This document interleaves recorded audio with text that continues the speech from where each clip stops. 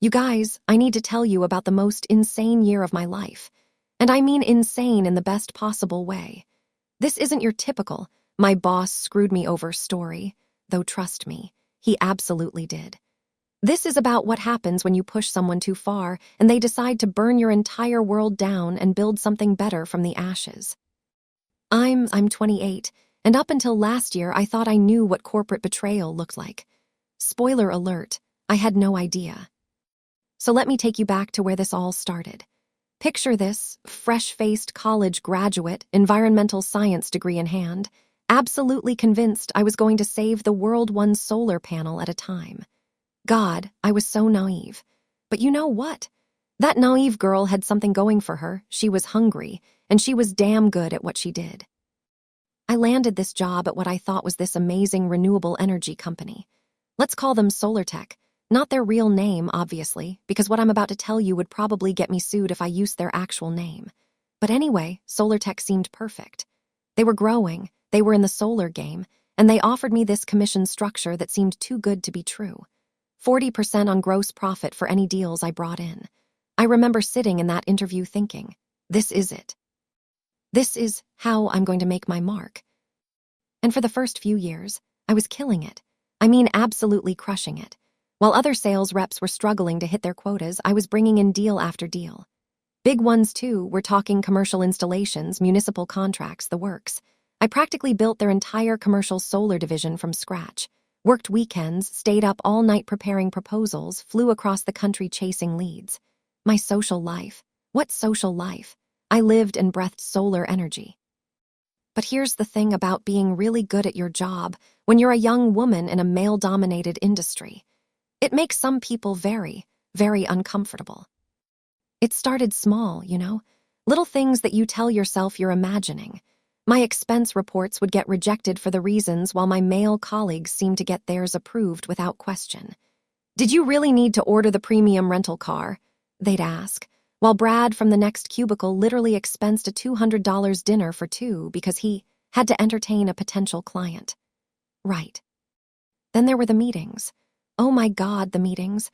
I'd come up with these brilliant strategies, present them to the team, and somehow by the next week, my ideas would magically become someone else's. Usually someone with a deeper voice and less estrogen. Great idea, Mike, the boss would say about my sustainability angle that I'd literally pitched 3 days earlier. And Mike would just smile and nod like he'd thought of it himself. But you know what kept me going? The money. That 40% commission was real. And when you're bringing in million-dollar deals, 40% of the gross profit adds up fast. I was making more money than I'd ever dreamed of, and I was actually making a difference. Every solar installation I sold was reducing carbon emissions, creating clean energy jobs, moving us toward a more sustainable future. I could put up with some corporate BS for that, right? Wrong, so wrong. The breaking point came about 18 months ago. I'd been working on this absolutely massive deal, a $6 million commercial solar installation for this big manufacturing company. $6 million, you guys. This wasn't just any deal. This was the kind of deal that makes careers. And it was a nightmare to close. First, there were the technical challenges. This wasn't some simple rooftop installation. We were talking about a complex ground mount system with custom tracking technology, battery storage integration, the whole 9 yards. I spent months working with engineers, going back and forth with the client, revising proposals, dealing with permitting issues.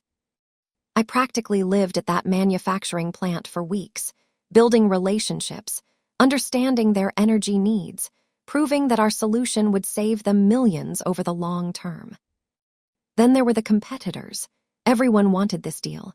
I'm talking about companies with 10 times our resources, sales teams with decades more experience. But I had something they didn't. I actually cared. I wasn't just trying to sell them panels, I was trying to solve their problems. I stayed up all night researching their industry, their energy usage patterns, their sustainability goals. I crafted a proposal that wasn't just about solar panels. It was about transforming their entire approach to energy.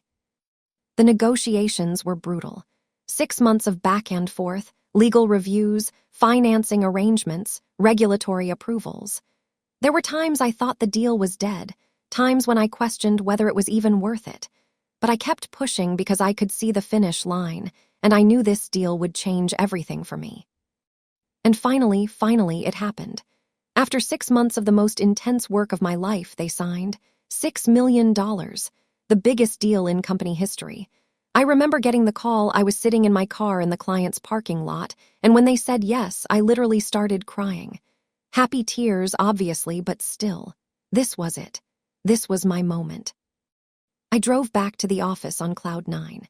In my head, I was already calculating my commission. 40% of gross profit on a $6 million deal, with our typical margins, that was looking like somewhere around $240,000. $250,000. Enough for a down payment on a house, enough to pay off my student loans, enough to finally have some real financial security. I'd earned every penny of it. I walked into the office expecting congratulations, expecting celebration. I mean, I'd just landed the biggest deal in company history, right? Instead, I got weird looks, awkward silences. My manager, Dave, and honestly, Dave was usually pretty cool. He couldn't even make eye contact with me. "Hey, Dave," I said, still riding high from the victory. "Did you hear? We got Meridian Industries, $6 million. He just kind of mumbled something about how that was great and maybe we could talk later. Red flag number 1. The next morning, I got an email. Not a congratulations email, not a thank you email, just a corporate memo with the subject line, "Updated commission structure, effective immediately." My hands were literally shaking as I opened it. And then I read the most soul-crushing paragraph of my professional life. Due to unforeseen market adjustments and revised internal compensation policies, all commission structures will be adjusted to reflect current market conditions. Effective immediately, commission rates will be reduced to 10% of net profit for all future and pending transactions. 10% of net profit, not gross profit. They just cut my commission by more than 80%. That $240,000 I'd been counting on, it was now less than $30,000. I read that email probably 15 times, thinking I was missing something. There had to be a mistake. There had to be some explanation. This couldn't be real. But it was real. And the worst part? The timing. They'd waited until after I closed the deal to change the structure. They'd let me do all the work, take all the risk, sacrifice 6 months of my life, and then they'd change the rules at the last second to screw me out of what I'd earned. I stormed into Dave's office. "What the hell is this?" I demanded, waving the printed email. Dave looked uncomfortable. "I know this is frustrating, but it came from upstairs. The partners decided that the old commission structure was unsustainable." Unsustainable? I could barely keep my voice level. "Dave, I just brought in $6 million. How is paying me what I earned unsustainable?" "Look," he said, not meeting my eyes, "I don't make these decisions, but maybe this is a good opportunity to think about whether you're really a team player." A team player. A team player. I just scored the biggest win in company history, and they were questioning whether I was a team player because I had the audacity to expect them to honor their agreement. That's when it hit me. This wasn't about market conditions or sustainability. This was about power. This was about putting the uppity young woman back in her place. This was about making sure I knew who was really in charge. I walked out of that office, got in my car, and for the first time in my professional life, I called in sick when I wasn't actually sick. I needed time to think. I needed time to process what had just happened, and I needed time to figure out what I was going to do about it. Because here's the thing, I wasn't just angry. I was coldly, calculatingly furious. The kind of fury that doesn't make you scream, it makes you plan. I spent that day at home, packing around my apartment, trying to make sense of what had happened. But the more I thought about it, the clearer it became. This wasn't an isolated incident.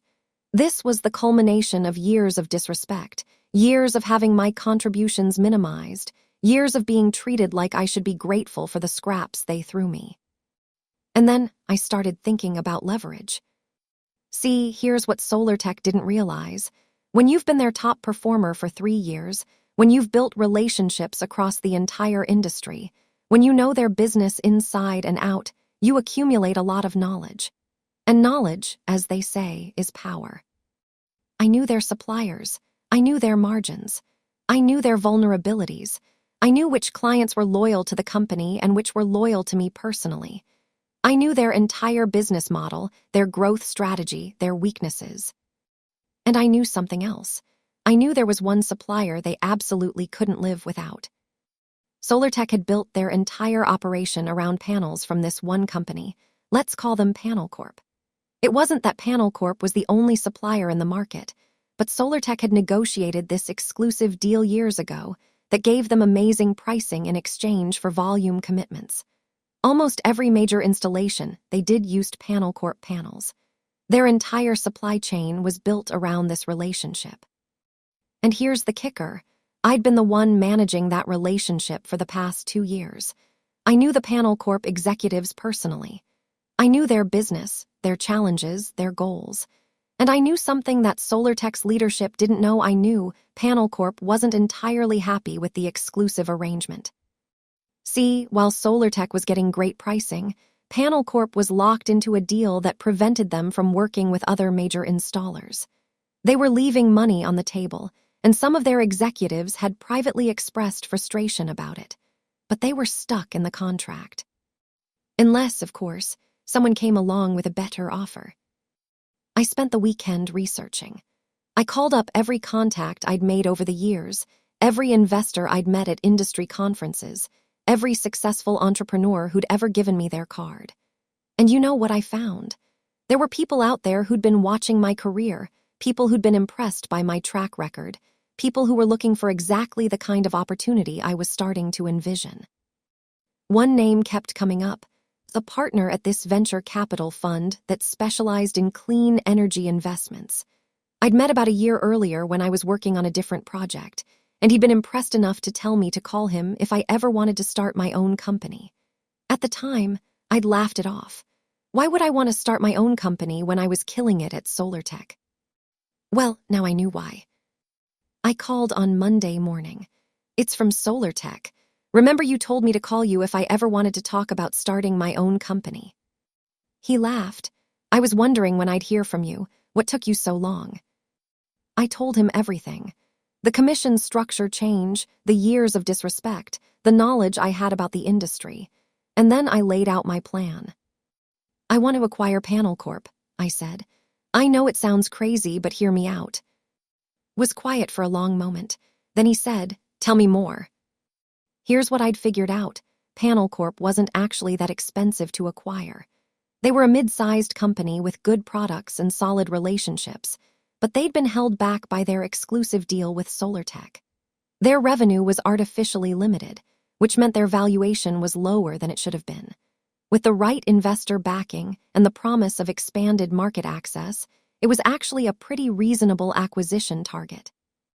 And I had something that made the deal even more attractive.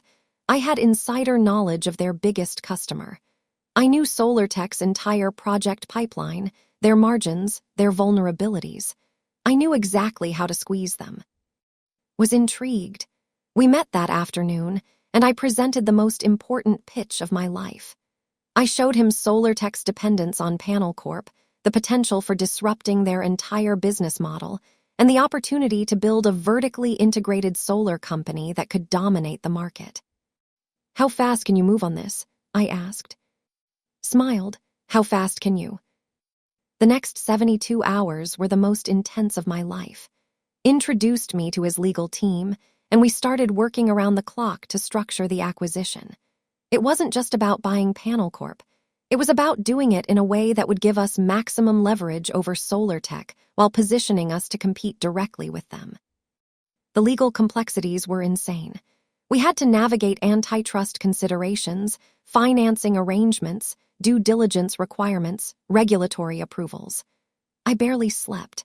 I lived on coffee and adrenaline and the burning desire to make SolarTech pay for what they'd done to me. But here's the thing about having insider knowledge. It makes everything else easier. I knew exactly what questions to ask during due diligence. I knew which of Panel Corp's contracts were most valuable. I knew which of their employees SolarTech relied on most heavily. I could structure this deal to cause maximum disruption. And 3 days after I'd made that first phone call too, we had a deal. I'll never forget the moment we signed the papers. I was sitting in this conference room surrounded by lawyers and executives, signing document after document, and all I could think about was Dave asking me if I was a team player. If they thought I wasn't a team player before, they were about to see what a real team player looked like when she decided to play for the other team. The first thing we did after acquiring Panel Corp was send a letter to SolarTech. Very professional, very corporate. It basically said that due to strategic restructuring and revised market priorities, Panel Corp would be unable to fulfill any existing orders and would be terminating their exclusive supply agreement effective immediately. I wasn't in the room when Dave got that letter, but I heard about it later from a friend who still worked there. Apparently, he went completely white. Then he started making frantic phone calls, trying to find alternative suppliers who could deliver the same products at the same price with the same lead times. Good luck with that, Dave. See, here's what SolarTech had failed to realize. Their entire business model was built on those exclusive pricing arrangements with Panel Corp. Without access to those panels at those prices, their margins were completely shot. Every deal they'd quoted, every contract they'd signed, every project in their pipeline, it was all based on costs that they could no longer achieve. But I wasn't done. Oh no, I was just getting started. While SolarTech was scrambling to find new suppliers, I was launching my new company, let's call it SolarNova. And SolarNova had something that SolarTech had never had: vertical integration. We weren't just an installer, we were a manufacturer and installer. We controlled our entire supply chain. That meant we could offer better pricing, faster delivery, and more flexibility than any of our competitors, including SolarTech. The phone calls started almost immediately. Clients I'd worked with for years, people who knew my track record, started reaching out. They'd heard about my new company, and they wanted to know if I could beat SolarTech's pricing on their upcoming projects. Could I beat their pricing? I could destroy their pricing. Remember that $6 million Meridian Industries deal that had started this whole mess? Well, Meridian had been so happy with the installation that they were planning a second phase, another $4 million project. Guess who they called when SolarTech told them there would be delays due to supply chain challenges? That's right, they called me. I didn't just win that second phase. I convinced them to let me handle the maintenance and monitoring for their existing installation too. SolarTech went from having a $10 million relationship with Meridian to having $0 and zero relationship with Meridian. And Meridian wasn't the only one. Over the next few months, I systematically poached every major client I'd ever worked with. These weren't cold calls. These were relationships I'd built over years. People trusted me. They'd seen my work. When I told them I could deliver better results at better prices with my new company, they believed me. Because I could. But the best part wasn't just winning the clients. It was winning the employees. See, I wasn't the only person at SolarTech who'd been getting screwed over. When word got out about what had happened to me, when people realized that the company would change commission structures on a whim to avoid paying what they owed, a lot of other people started questioning their own situations.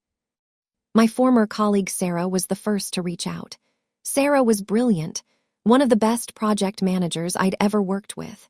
She'd been passed over for promotion 3 times in favor of less qualified men, and she was fed up.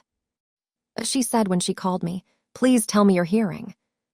Then came James from the engineering team, then Lisa from business development, then from operations, not the VC, different. One by one, the best people from SolarTech started jumping ship to join SolarNova. And every person who left took knowledge with them. Client relationships, project details, technical expertise, supplier contacts. SolarTech wasn't just losing employees, they were hemorrhaging institutional knowledge. The final nail in the coffin came about 6 months after I'd started SolarNova. We were bidding on this huge municipal contract, a $15 million solar installation for the city's public buildings. It was exactly the kind of project that SolarTech used to dominate. But this time was different. This time, I had better technology, better pricing, better relationships, and a better reputation. This time, when the city council asked about our track record, I could point to my personal history of successful installations, not just my company's history. We won $15 million, the biggest municipal solar contract in the city's history. I found out later that SolarTech had also bid on that project. Their bid was 30% higher than ours and included a delivery timeline that was twice as long. They weren't even competitive. That's when I knew it was over. SolarTech wasn't just losing to us, they were getting destroyed by us. The final insult came about 8 months after I'd started SolarNova. Dave called me. Dave, who'd asked me if I was a team player. Dave, who delivered the news about the commission structure change. Dave, who'd watched me walk out of that office without saying a word. He said, and I could hear the desperation in his voice, "I think there might have been some misunderstandings about how things ended between us." Misunderstandings, right. "We're restructuring our leadership team," he continued, "and we'd love to have you back. We could work something out with the commission structure." I let him talk for a while. I let him explain how much they missed my contributions, how much they regretted the way things had ended, how they'd love to find a way to make things right.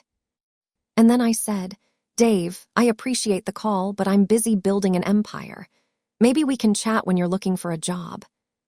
And I hung up. That was a year ago. Today, SolarNova is one of the fastest-growing solar companies in the region.